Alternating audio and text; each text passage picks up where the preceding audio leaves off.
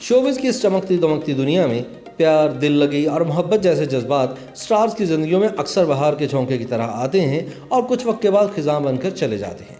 Pakistani industry में ऐसे कई नाम हैं जिन्होंने मोहब्बत तो की, लेकिन इन्हें कामयाबी नसीब नहीं हुई और जल्द या बदेर इनका रिश्ता टूट गया। ताहम वो आज भी अपनी पहली मोहब्बत को याद करते हैं। आइए जानते हैं ऐसी नाकाम मोहब्बतों के बारे में। अदाकारा आयशा खान और हुमायूं सईद में बहुत गहरी मोहब्बत थी और इनके साथ काम करने वालों का तो यहाँ तक कहना था कि वो दोनों निकाह के लिए भी तैयार थे। याद रहे कि हुमायूं सईद पहले से शादीशुदा थे, लेकिन इसके बावजूद वो अपनी दिलफेंग तबीयत के हाथों मजबूर थे।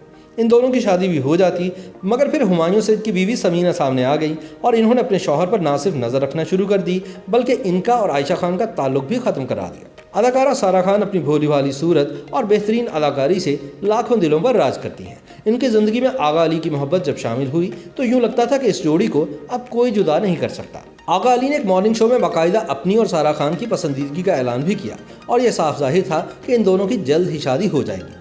आगा अली के इंटरव्यूज़ को सुनते हुए ये अंदाज़ा लगाना मुश्किल नहीं था कि इन्हें डील करना इतना आसान नहीं। वो एक मुश्किल शख्स ही नज़र आते थे। सारा खान ने भी आगा अली की मोहब्बत में इस बात का इकरार शुरू कर दिया कि अब वो एक अहद में बंध चुकी हैं, लेकिन फिर ये जोड़ी टूट गई।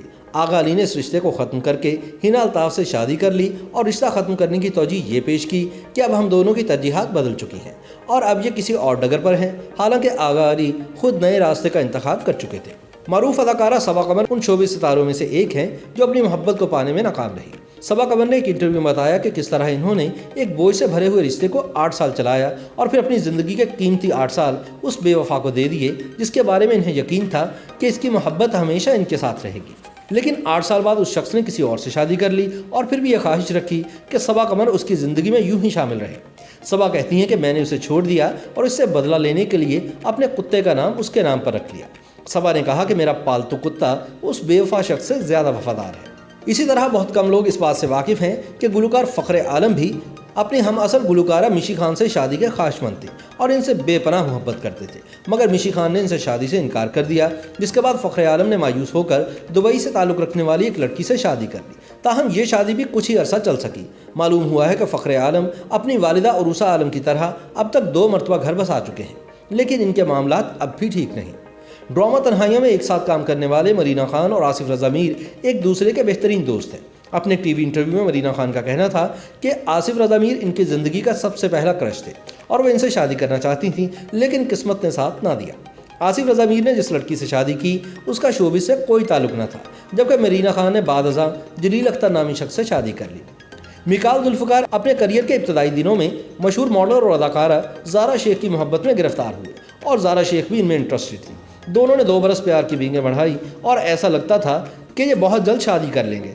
ताहम फिर अचानक दोनों का ब्रेकअप हो गया और मिकाल ने किसी और लड़की से शादी कर ली और बाद अज़ां उससे भी तलाक ले ली, जबकि ज़ारा शेख ताहाल कंवारी हैं।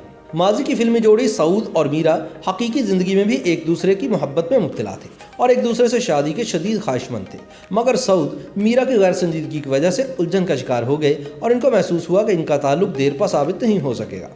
इस वजह से इन्होंने जवेरिया के साथ शादी का फैसला कर लिया और अब एक खुशगवार ज़िंदगी गुजार रहे हैं, जबकि मीरा अभी तक तन्हा है।